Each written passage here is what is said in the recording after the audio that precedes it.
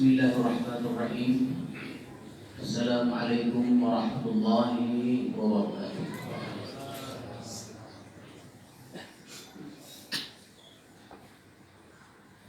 Alhamdulillahilladzi jama'ana fi rawdatin min riyadil jannah. Asyhadu an la ilaha illallah wahdahu la syarika lah. وأشهد أن سيدنا محمدا عبده ورسوله ولا نبي بعده.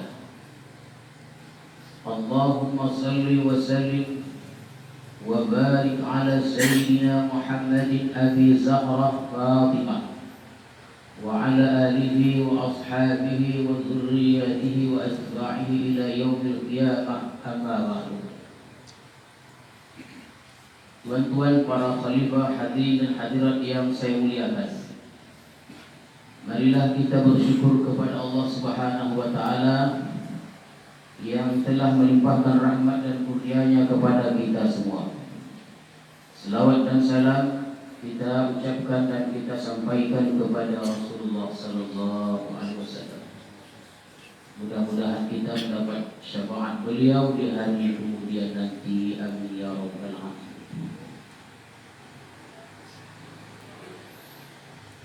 Pada malam hari ini kita akan teruskan hikmah yang berikutnya. Setelah sebelumnya kita telah sampaikan atau saya telah sampaikan al-hikmatul ula al-hikamil ata'iyah.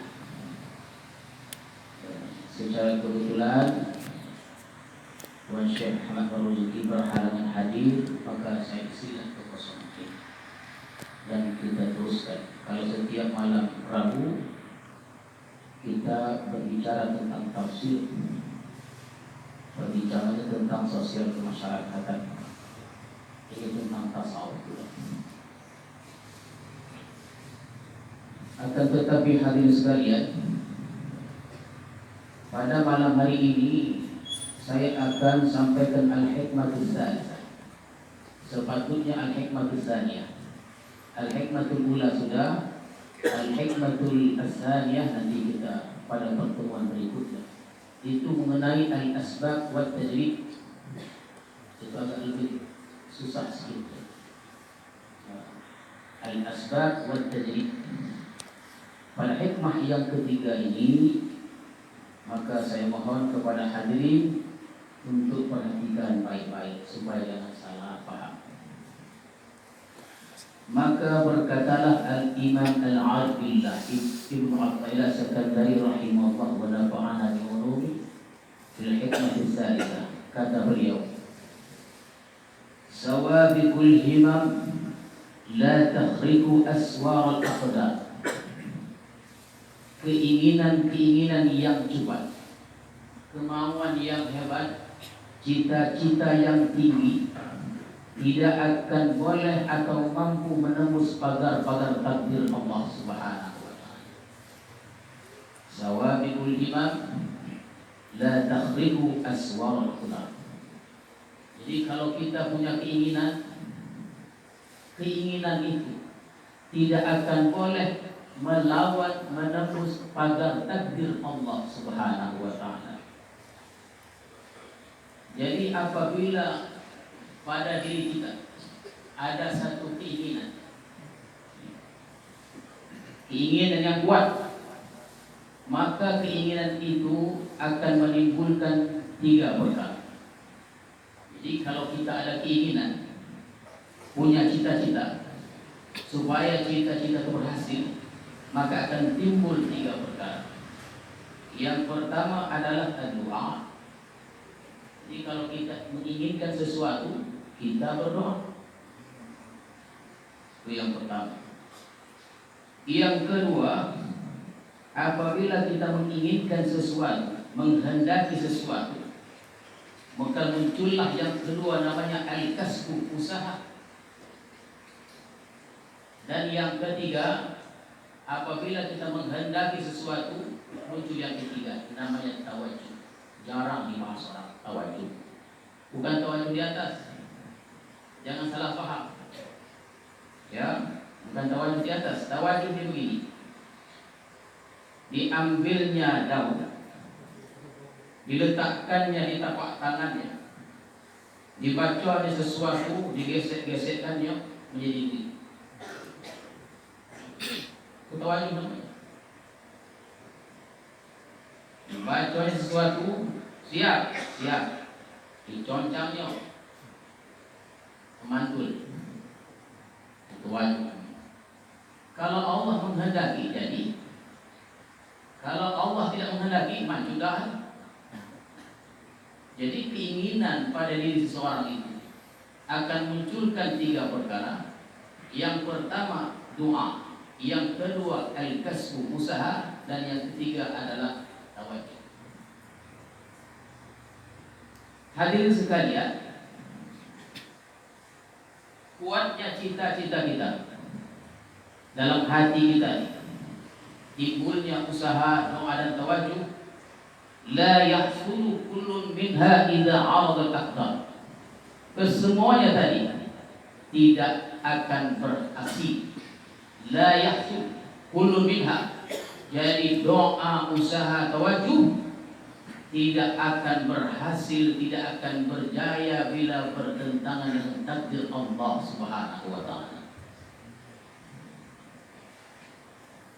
Jadi kenapa doa, usaha, tawajuh tidak berhasil, tidak berjaya bila bertentangan dengan takdir Allah? Li'annaha min jumlatil asbab wal asbab la tu'assir.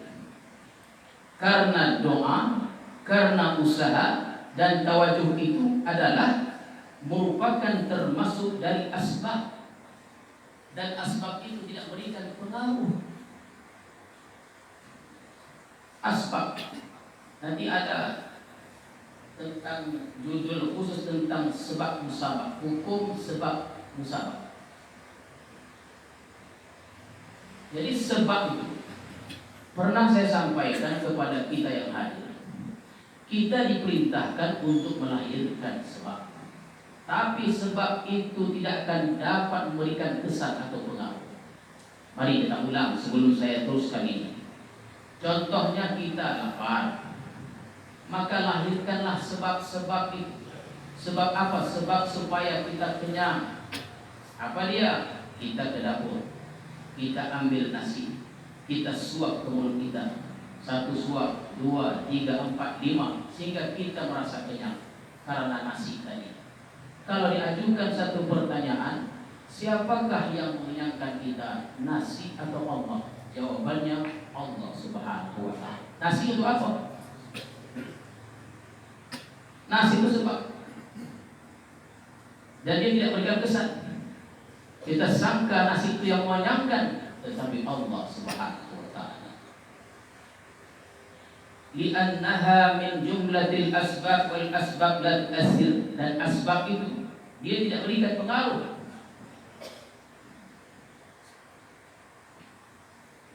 Kalau begitu, kalau doa tidak berikan pengaruh, usaha tidak berikan pengaruh, untuk apa kita berdoa? Sebab hadirin sekalian, ketika kita berdoa meminta sesuatu, takdir sudah mendahului doa kita. Jauh sebelumnya takdir sudah mendahului. Jadi untuk apa doa? Maka doa, tugas doa itu adalah doakan sebab. As-sababu khadamul aqdar, pembantu takdir. Jadi tugas doa ini adalah untuk mengumpulkan upah. Semakin banyak kita berdoa, dan itu perintah, semakin banyak upah kebaikan yang kita terima dari Allah Subhanahu wa taala. Nah, kita bahas satu persatu. Jadi doa itu as-sababu khadamul aqdar. Tugas doa itu mengumpulkan upah.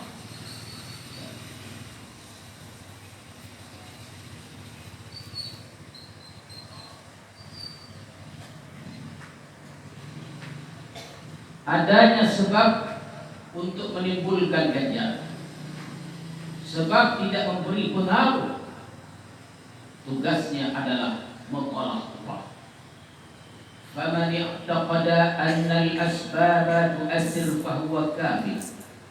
Barang siapa yang meyakini, ya, faman i'taqada, barang siapa yang meyakini annal asbab, bahwa sesungguhnya sebab itu tu'assir, berikan pengaruh, bahwa kafir, maka orang yang meyakini seperti ini kafir. Contoh doa, berdoa kita, Tuhan tolong doakan Tuhan si fulan bin fulan itu sakit, lalu kita berdoa sembuh dia. Itu bukan karena doa kita, itu karena takdir sudah mendahului doa kita. Tuhan mohon doa supaya jualan saya laris, lalu kita berdoa, ya, berdoa. Dulu kata guru dulu doanya, wa adzin fin nas bil haji ya'tuka rijalan wa ala kulli dhamiri ya'tina min kulli fajin amik yashhadu manafi'a lil tijar. Begitu kata guru. Disuruh manusia itu seperti memboni kepada dia. Jadi larislah kedai. Itu bukan karena doa. Kenapa? Karena takdir sudah mendahului doa. Jadi jangan merasa doa kita. Jangan sekali-kali kita merasa doa kita itu hebat.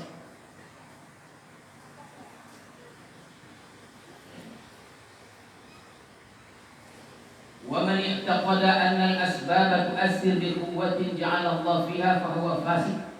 Barang siapa yang meyakini bahwa sesungguhnya asbab itu berikan kesan bi quwwatin ja'ala Allah, yang Allah jadikan padanya, fa huwa fasik. Orang yang meyakini seperti ini itu dikatakan fasik. Misal tajam, misal Allah berikan kekuatan, bercampur nih. Awas, pisau ini tajam, luka nanti.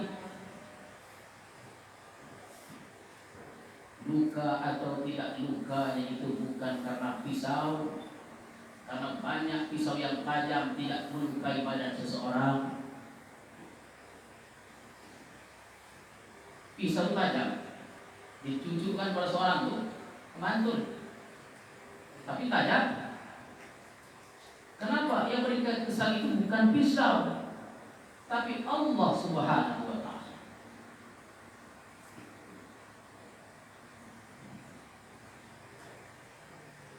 وَمَنْ اعْتَقَدَ أَنَّ الْأَسْبَابَ لَا تُؤَثِّرُ وَالْمُؤَثِّرُ هُوَ اللَّهُ وَحْدَهُ لَكِنْ مَتَى وُجِدَتِ الْمُسَبَّبَاتُ فَهُوَ جَاهِلٌ. Barang siapa yang meyakini bahwa sesungguhnya asbab itu la tu'athir, tidak memberikan kesan, dia yakin tidak memberikan kesan, la tu'athir. Wal mu'athir huwa Allah, dia yakini bahwa memberikan pengaruh atau kesan itu Allah wahdah. Tapi lakin mata wujidatil musabbabat fahuwa jahil. Tetapi apabila ada sebab maka ada musabab. Belum tentu ini dikatakan jahil.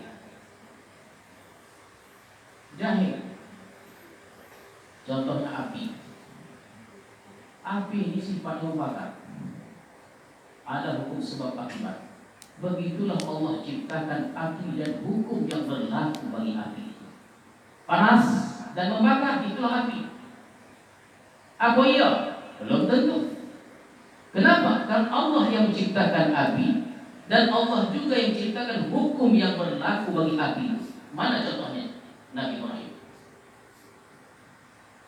Nabi Ibrahim alaihissalam ketika akan dimasukkan ke kobaran api yang kata tafsir Israiliyat 40 hari 40 malam. Kata mu'alimah kita dulu menanam bayam lagi Nabi Ibrahim dalam. Hebat. Menanam bayam. Di potinya pun bayam. Sampai begitu. Nah, itu saudara yang membaca tafsir Israiliyat, tapi kita tidaklah membaca tafsir Israiliyat itu dulu. Hadirin sekalian, ketika Nabi Ibrahim akan dimasukkan ke api, sisi pun Nabi tidak takut. Itulah tahap Nabi begitu ya. Dan tidak meminta tolong kepada siapapun. Dia serahkan dirinya bulat-bulat kepada Allah. Dicampakkan ke api. Adakah Nabi Ibrahim terbakar? Kata riwayat sujud. Ya nafuni bardan wa salaman ala Ibrahim, wa api, jadilah engkau sejuk selamat atas Nabi Ibrahim. Jadi mana hukum api yang membakar? Dikatakan ada sebab dan musabab, belum tentu. Karena sebab dan musabab Allah yang menciptakannya. Orang kalau sudah sampai ke tahap itu, begitulah dia. Nah, kita takut, awas api kan begitu dia.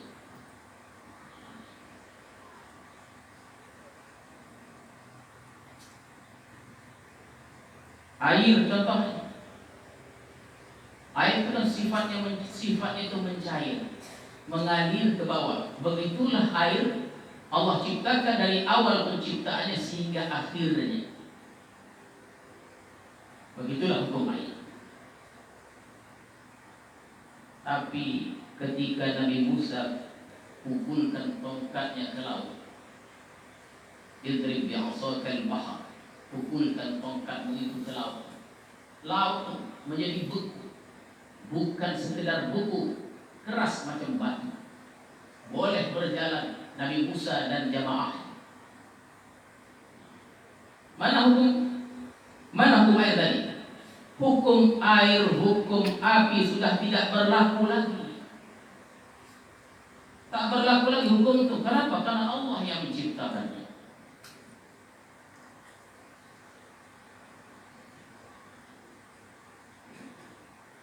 Wa man i'taqada anna al-asbaba la tu'assir. Barang siapa yang meyakini bahwa sesungguhnya asbab itu la tu'assir, tidak berikan pengaruh. Wal mu'assir huwa Allah wahdah, berikan pengaruh itu Allah.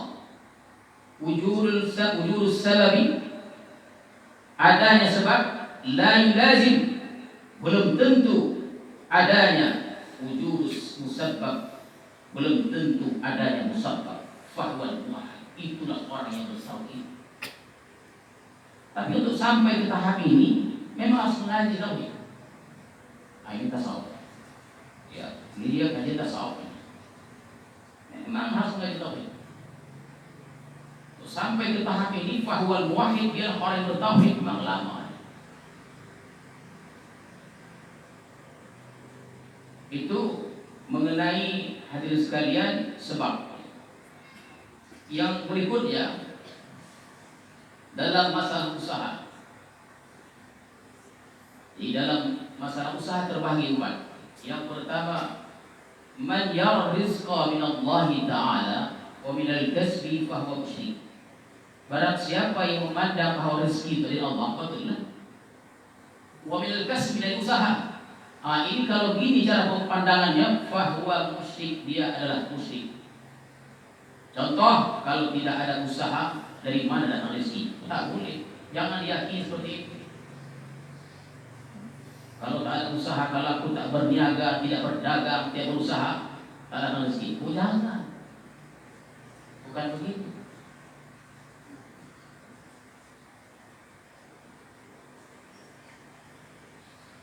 Jangan diiktikadkan dalam hati.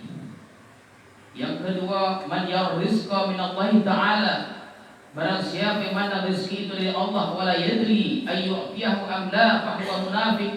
Dia tidak tahu adakah diberi atau tidak, maka ini adalah orang munafik. Yakinlah kita Allah pasti memberi. Pasti Allah tidak akan biarkan. Selagi kita masih bernafas, selagi itu juga ada rezeki. Bila rezeki habis, bila berhenti nafas kita. Kalau nafas sudah berhenti, berhentilah rezeki. Tak ada rezeki. Habis.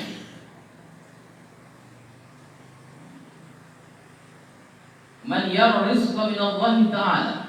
Barang siapa yang mana rezeki itu dari Allah, wala yu'addi haqqahu, dia tidak menunaikan haknya, au yu'ti Allah, au ya'sillah, dan dia bermaksiat kepada Allah, li ajli kasbi fahuwa fasik. Anda joki, dia tidak menunaikan haknya dan dia bermaksiat pula, ini orang fasik. Yang keempat, man yar rizqa min Allah Ta'ala wahdah. Orang yang mana rezeki itu datangnya dari Allah wahdah, wa akhraja haqqahu, dia keluarkan haknya, wala ya'sillah, dia tidak bermaksiat kepada Allah, li ajli kasbi, fa huwal mu'min al-mukhlis, dialah mukmin yang ikhlas. Jadi rezeki ini dia, hadirin sekalian, mengenai rezeki. Manusia pun terbahagi dalam mana rezeki.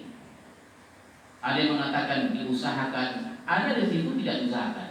Maka terjadilah ada satu dialog antara murid dan guru Imam Syafi'i dan Imam Malik. Dalam pandangan Imam Syafi'i, rezeki mesti dikejar. Rezeki itu mesti dikejar, mesti diraih. Dan mesti kita kalau mau rezeki, mesti kita bergerak. Mesti kita turun dari rumah mencari, baru rezeki itu ada. Imam Malik kata tidak begitu. Ini perbualan, percakapan antara murid dan guru. Berhentilah mereka berdialog. Pada suatu hari turunlah Imam Syafi'i dari rumah. Dilihatnya orang sedang memetik kurma. Dan riwayat katakan sedang memetik anggur. Maka turunlah Imam Syafi'i ke kebun tadi, ditolongnya orang untuk memetik anggur. Ditolong. Setelah ditolongnya, maka petani-petani anggur itu menyedekahkan kepada Imam Syafi'i sekian kilo anggur tadi kepada Imam Syafi'i. Teringatlah Imam Syafi'i dialog dia dengan gurunya. Maka benarlah pendapatku bahwa rezeki itu mesti dikejar, mesti dicari, diraih. Buktinya aku buktinya. Aku sendiri buktinya, kata Imam Syafi'i. Maka dengan rasa semangat bergegaslah Imam Syafi'i menuju rumah gurunya untuk buktikan bahwa rezeki itu begitu saja. Tetap sesampai di rumah, setelah mengucapkan salam, lalu ketika berhadapan dengan gurunya, wahai guruku, inilah rezeki ternyata dikejar. Diserahkan pada gurunya, diceritakanlah kronologinya itu, ceritanya itu bahwa rezeki itu guru memang dicari. Datang kata Imam Malik, aku tidak ke rumah, datang sendiri anggur.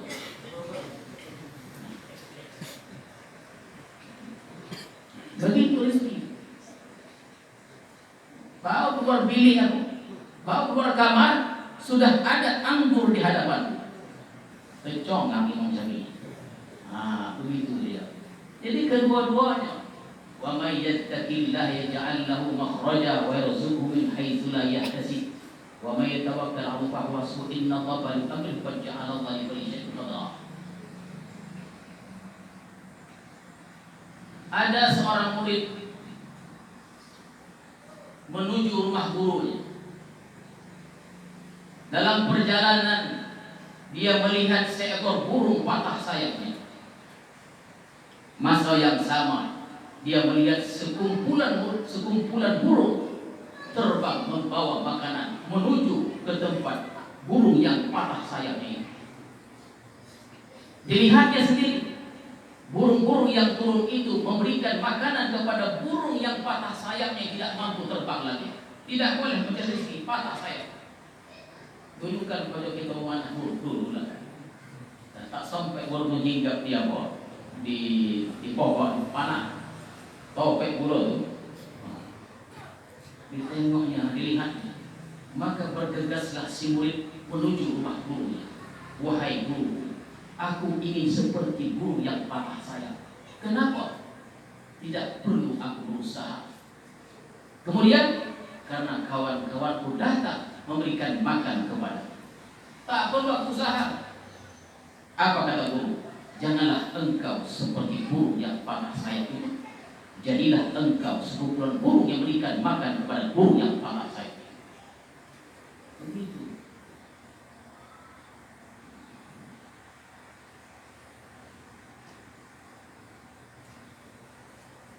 Baik.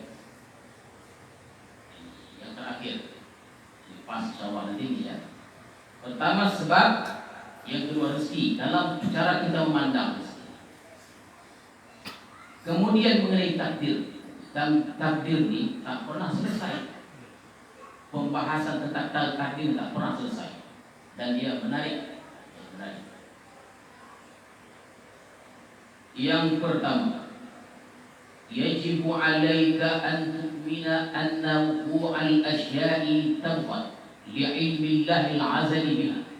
Wajiblah engkau beriman, percaya Annahu al-asya', bahwa sesungguhnya terjadinya segala sesuatu itu tepat sesuai ya ilmillah, sesuai dengan ilmu Allah yang azali. Jadi kalau terjadi pada sesuatu pada kita, Allah itu sesuatu yang belum terjadi, qadar itu yang sudah terjadi, gabungan keduanya takdir.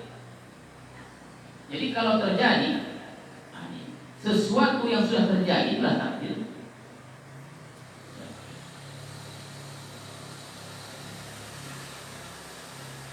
Dia mesti sesuai dengan ilmu Allah.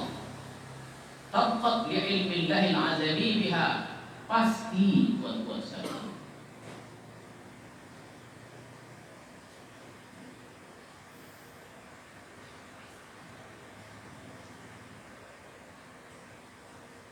Yang kedua, yajibu 'alaika an tu'mina annahu ta'ala khalaqa af'al al-'ibadi kullaha min khairin wa syarrin wa imanin wa kufrin. Wajib engkau percaya bahwa sesungguhnya Allah Ta'ala khalaqa af'al al-ibad. Allah yang menciptakan segala perbuatan hamba-hamba. Ini yang disebutkan kullaha min khairin wa syarrin, yang baik yang buruk, wa iman wa kufrin, iman dan kufur. Makanya pernah saya sebutkan secara hakikat dan ma'rifat, baik dan buruk disandarkan kepada Allah. Namun secara adab dan syariat, baik disandarkan kepada Allah, buruk disandarkan kepada manusia. Ini pun ada satu pembahasan yang lebih lengkap lagi, ya, tentang perbuatan Allah. Itu disebut anna tajalliyatil jalaliyah fiha aktsar min tajalliyatil jamaliyah. Mulai lagi ya. Karena sifat Allah, ya, Allah yang bersifat tajallinya, Allah yang bersifat jalal itu di dunia lebih banyak dari tajallinya Allah yang bersifat jamal, itu lain lagi ya. Jadi hadirin dan hadirat sekalian, annahu ta'ala khalaqa af'alal ibad. Allah yang menciptakan perbuatan-perbuatan hamba. Disinilah dalam ilmu kalam terpecah. Sinilah terpecah. Muncullah Mu'tazilah, Qadariyah, muncullah Asy'ariyah, muncullah Jabariyah, di antara yang besarnya, sehingga terpecah menjadi 73 golongan. Kata Rasulullah, hanya satu masuk surga.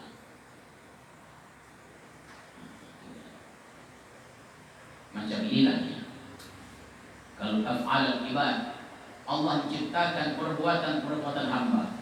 Kata orang Mu'tazilah, ini apabila saya mengangkat buku atau kitab ini, kata Mu'tazilah, itu aku tidak ada intervensi Tuhan, tidak ada campur tangan Tuhan, ada. Oleh karena itu, apabila satu penduduk bumi belum didatangi oleh seorang Rasul, mereka berdosa, tetap dihukum. Kenapa? Karena Allah sudah anugerahkan akal. Begitu pandangan mereka. Tapi pandangan kita Asy'ariyah tidak begitu. Sebab firman Allah dalam surah Kahfi, wa ma kunna mu'adzibina hatta nab'atha rasulan, dalam surah wa ma kunna mu'adzibina hatta nab'atha rasulan, kami tidak akan mengazab satu kaum sehingga kami hantar kepada mereka seorang rasul. Berbeda. Jabariyah pula, bila saya mengangkat buku ini, kata mereka, Allah. Kenapa af'al ibad tadi? Jadi kalau kita berbuat dosa, Allah yang berdosa. Tapi Asy'ariyah kita di Islam ini, apabila kita mengangkat buku kitab ini, yang mengangkat itu kita, yang memiliki kekuatan Allah. Bila kita berdosa, jangan sandar kepada Allah, kita yang berdosa.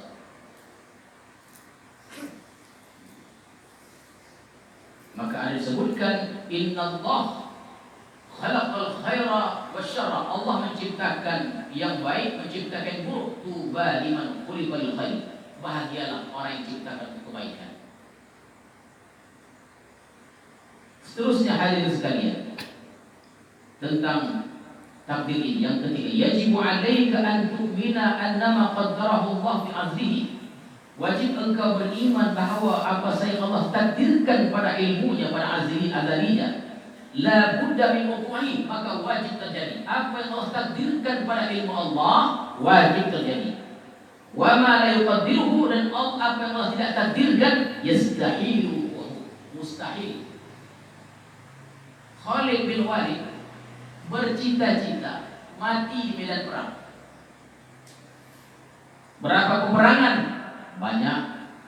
Semuanya menang. Semuanya menang. Dan Khalid bin Walid bercita-cita mati di medan perang. Tahukah tuan-tuan gimana meninggalnya Khalid? Di atas tempat tidur. Hidupnya di medan perang saja, mati di tempat tidur, di atas tempat tidur. Kenapa? Karena pada ilmu Allah Khalid akan mati di atas tempat tidur.